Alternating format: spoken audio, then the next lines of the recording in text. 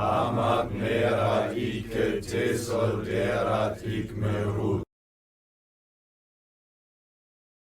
Hey all, Dave here. Time for another Questions for Atheists style video. My apologies. I've been working on other scripts but haven't got round to actually doing them yet and wanted to get something out. I've seen this particular Questions for Atheists video floating around from a few other atheist content creators, so I thought I'd throw my own in the mix as well. There are a few standard questions in there and a few that I haven't answered before. Some also give me the chance to give slightly fuller answers to questions I've answered before, or explore them from different angles than before. You'll find a link to the original video in the description, and before I forget, don't forget to like and subscribe if you enjoyed the video or any of my other videos. I keep forgetting to mention it and keep getting told I'm supposed to, so there you go, I have. Anyway, enough of the introduction, let's get on with the questions. Do you really believe that science is the only answer to all of life's questions? So this is kind of a nod to a stance called scientism. The image that you see on screen now is from the Wikipedia entry on scientism. Essentially, it's the idea that science and the scientific method are the best or only way to discover truths about the universe that we find ourselves in. While many will no doubt argue that atheists and skeptics don't claim this, I'll be honest and mention that I have seen many say this myself. Generally, they will make the weaker claim that the scientific method and science are the best way to discover truths about the universe we find ourselves in. Though I have also heard many argue the stronger claim. In this question, Inspired Walk is clearly asking whether I accept or agree with the stronger claim of scientism. My answer to that question then is no. I don't believe that science is the only answer to all of life's questions. I think that's far too strong of a claim. I think there are lots of questions that science can't answer because it isn't designed for those kinds of questions. Questions like what our purpose in life should be, what we'd like to do with our life, what makes life worthwhile, questions about morality and about knowledge, and other philosophical questions. Science can be used to answer lots of questions, and the scientific method is incredibly useful for a whole range of things. It just isn't the only way to answer questions, and isn't even the relevant tool for answering some questions, just like a hammer isn't the best tool for making a fried egg. Sure, I could use a hammer to make a fried egg, but it won't give me the best result. If God doesn't exist, why do you care if people worship him?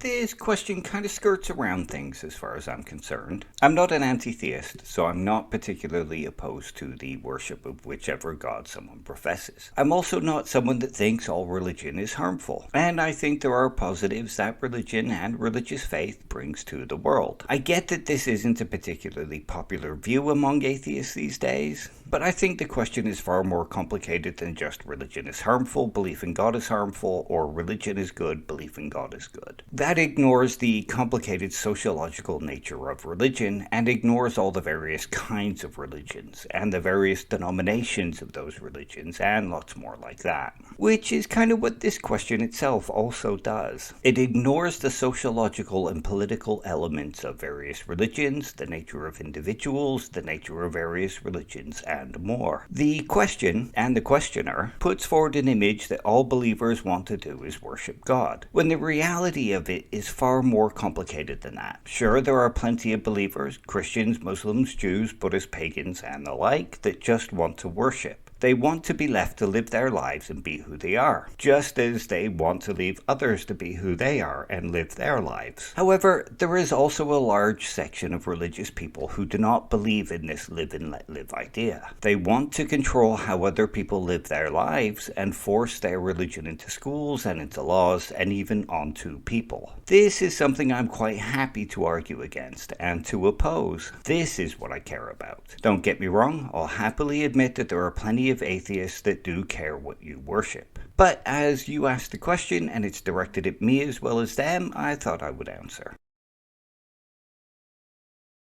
Seriously, can nothing create something? There will probably be plenty of atheists that respond to this discussing the idea that something can come from nothing, and using nothing in the sense that Lawrence Krauss uses it, or from the sense of nothing being an actual something rather than in the sense of nothing being a complete absence of anything. I get the feeling that this question is being asked in the sense of the latter, though, to which I can only respond that I do not believe that nothing can create anything. And you'll probably find that no atheist believes this, at least if you ask honestly and actually listen with the intent to understand anyway. If you've never been to the ends of the earth, if you've never been to every planet, if you've never been to every part of the universe, how do you know that God doesn't exist? There are a couple of things to unpack here. The first and simplest thing to respond to is that I don't know that God does not exist. Strong atheism, the kind that I adhere to, isn't the claim of knowing that God does not exist. It can be seen as the claim that God does not exist and believing that claim. An individual does not have to know something in order to be justified in believing it. They just need rational or reasonable justifications for why they hold that belief. So I don't know that God doesn't exist, nor do I claim to know. The other thing to unpack is that one doesn't necessarily have to have all the knowledge in the universe to know that something is not true, or to have justifications for believing that something is not true. I do not need to know the DNA of my next door neighbor to know that they are not my mother. I do not need to have all the knowledge in the universe to know that there are no square circles, or that 1 + 1 does not equal 11. I do not need to have all the knowledge in the universe to know that unicorns do not exist. All that's needed is to understand the concepts that are being spoken about and their impossibility. This goes for both knowledge and belief. If one can find contradictions or logical impossibilities in some concept, then one has good justification to claim to know or believe that something is false, or not true, or does not exist. All I can say for a question like this is that it is born out of a misunderstanding of both atheism and epistemic warrant. What is the origin of life? That question is not my area, unfortunately, though I feel it should be pointed out here that someone does not have to know the correct answer to something in order to know that another answer is incorrect. For example, I do not have to know who broke my window in order to know that it was not someone living in Japan that broke it. Or I do not have to know what the moon is made of in order to know that it is not made of cheddar cheese. Nor do I have to know what the correct answer to something is in order to believe that something else is not the right answer. For example, I do not have to know what the origin of life is in order to believe that it is not the Abrahamic God that created it. This holds especially true for an argument from a literal reading of Genesis, or someone claiming that the creation story in the Quran is absolutely correct because it is dictated by Allah. If humans are animals, then where does our sense of justice, where does our sense of morality, where does our sense of what's right and what's wrong come from? This is one of those questions that I actually find really interesting, and one of those that I think about a lot. The answer to this one is a complicated one, and it boils down to our evolved psychology, shared living spaces, and the way that we're treated through our lives, the way that we're taught to behave, the way our society looks at right and wrong and justice. I see these as arising from our psychology, even in the most primitive of days. We can actually see that our sense of justice differs from era to era, and from culture to culture. What we believe is justice today is not the same as what the Greeks believed justice was, or the American South pre-Civil War believed justice was. And what British people today believe justice is differs from what Swedish people today believe justice is. Our sense of justice and our sense of right and wrong is socially constructed, not only at a cultural level, but at a regional level, and a local level, and a familial level, and even at the level of an individual agent. The discourse of a nation, and a neighborhood, and a friendship all change how we see right and wrong, and how we see justice. So where would I say it comes from? It comes from our psychology, and how our psychology has evolved as a species, and as nations, and as cultures, and as people. It is an ongoing process of learning, and experience, and social construction. Moral psychology is a complicated affair. If you were given irrefutable evidence that the God of the Bible is real, would you become a Christian? This is kind of a difficult question to answer. First, I'm not really sure how I would respond. I would say that I would no doubt question the evidence and doubt the evidence. After all, I have spent my entire life believing not only that it is false, but that it is not possible that the Bible comes from the creator of the universe. This would be a giant intellectual and emotional hurdle to leap. This could also lead to me simply denying the evidence and the conclusion the evidence points to. While many people like to claim that evidence will change their mind, I'm informed enough to know that evidence rarely changes anyone's mind. It is a far more complicated affair than that, and it involves frameworks and other beliefs, emotions, and much more. Evidence is only a small part in what is involved when it comes to belief formation. However, let's say that I have come to accept that this evidence is irrefutable and indubitable, and I have accepted the truth of the conclusion this evidence leads to, that the Christian God is real. The first thing is that it would indeed cause me to change my mind and believe not only that God is real, but that the Christian God is real. It would also cause a reshuffling of many of my other beliefs, such as the idea of substance dualism, souls, mind-body dualism, the resurrection, that Jesus was indeed divine, and similar. The question here, though, is whether I would become a Christian. That's a hard question indeed, and a complicated one. Intellectually, it would seem to be obvious that I would be compelled to believe. Understanding the apologetics and the arguments for God's omniscience and omnibenevolence should compel me intellectually to become a Christian, as well as an understanding of what awaits in the afterlife, whichever way I lean. Self-preservation alone should compel me to become Christian. However, I would also think that there would be an emotional element that makes me hesitant to become a Christian. Well, I get that there will be those who argue that it would be arrogant to think that I wouldn't become a Christian, both theist and atheist alike. There are things that would still trouble me, from an ethical and from an emotional place. I would have to change certain ethical outlooks and how I feel about certain morals in the Bible, and that may not come so easily. While it might sound arrogant to claim I wouldn't become a Christian, I can't say for certain that I would. I don't think anyone could say for certain how they would react, as our psychologies are very complicated things. I would imagine that the stages of grief would play a big part in my acceptance, at least for a while, and even then I may never actually reach the stage of acceptance due to certain moral stances and emotions. Tell me something.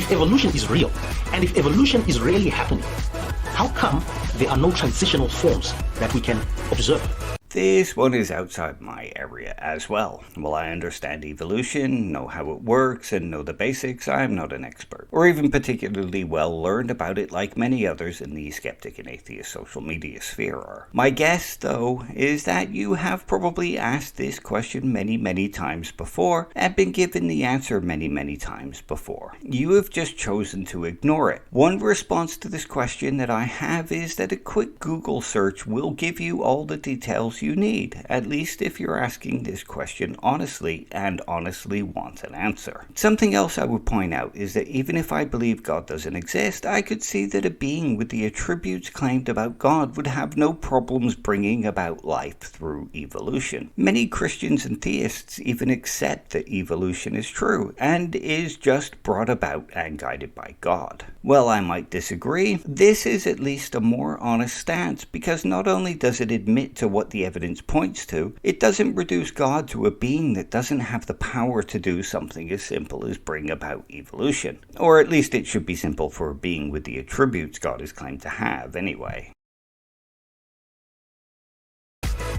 Do you live according to what you believe, or do you live your life according to what you lack in belief? Well, this question is a very muddled one. I think I can see what it's aiming at. The question is being directed at those who describe their atheism and their stance about God merely as a lack of belief. The question is trying to show that most of our stances are based on what we believe rather than what we don't believe, that our motivations are guided by what we believe rather than what we don't believe, and that our stances are usually based on what we believe about a topic rather than what we don't believe. There are plenty of reasons to criticize the "I just lack belief" stance taken by many atheists, but this simply isn't one of those reasons. There are plenty of examples where I can say that what I don't believe guides my principles and my behaviors. For example, I could say here that I don't believe there is anything wrong with gay marriage or being transgender. I lack belief in the incorrectness of these things.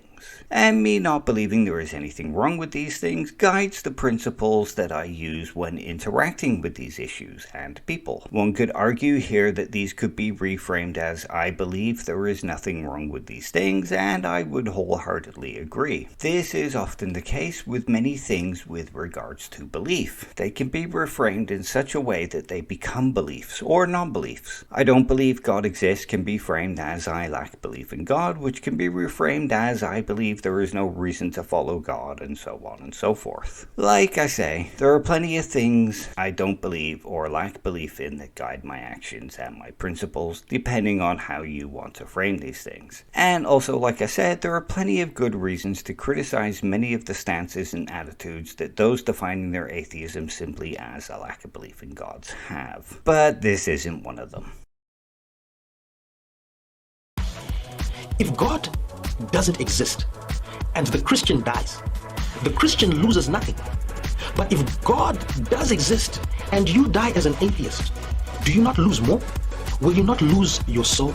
This is Pascal's wager, or at least the bare bones of it, as most people will probably recognize and know. This wager is aimed at people who are on the fence about God's existence and see no reason to believe one way or the other. I can understand why he might ask this question of those who claim to simply lack a belief in God or to simply not believe in God, though. This kind of position could be seen as an on-the-fence position, so to speak. Those who claim this position claim to not believe that God does not exist, as well as not believe in God. However, the question also fundamentally misunderstands the position that many of those claiming to simply lack a belief have. This question misunderstands what those claiming to simply lack a belief in God mean when they say they see no reason to believe a God exists. While it is true that Pascal's wager also speaks of being an argument for people that see no reason to believe God exists, it is speaking of people who are not looking for a very specific reason, which is what most who claim to simply lack a belief in gods are looking for. Very specific reasons. Pascal's wager is aimed at those who are looking to believe and simply need some reason to take that leap of faith. Those who claim to simply lack a belief in gods are not looking for a reason to take that leap of faith, though, as they hold faith in disdain. When they speak of seeing no reason to believe, they are speaking of seeing no evidence for God, and that would be what they would need in order to believe: evidence. Pascal's wager is also not aimed at those people who also hold reason to believe that God does not exist. Most of those who claim to simply lack belief in gods also hold reason to believe that the Christian God does not exist. While this is not made explicit in their claim to simply lack belief, when pressed further about the Christian God, most will quite happily tell you that they believe the Christian God absolutely does not exist.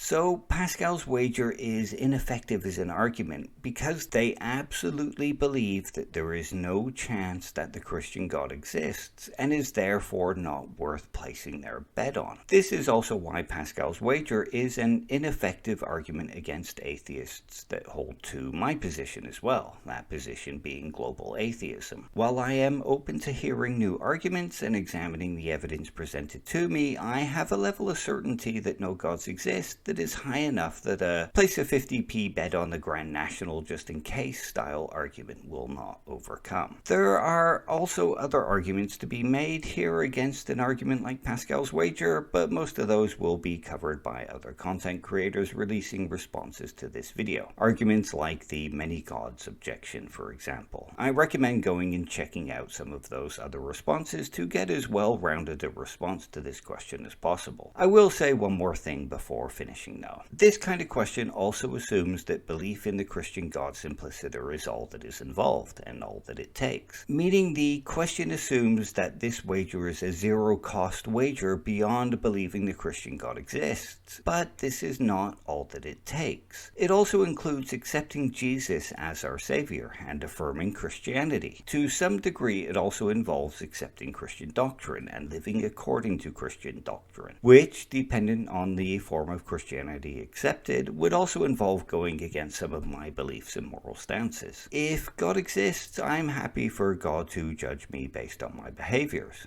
But I'm not willing to sell out my beliefs and moral stances to save my soul based on the idea that there's a minuscule chance I'm wrong about the God that I believe doesn't exist, and the God that seems impossible to me as far as I'm concerned.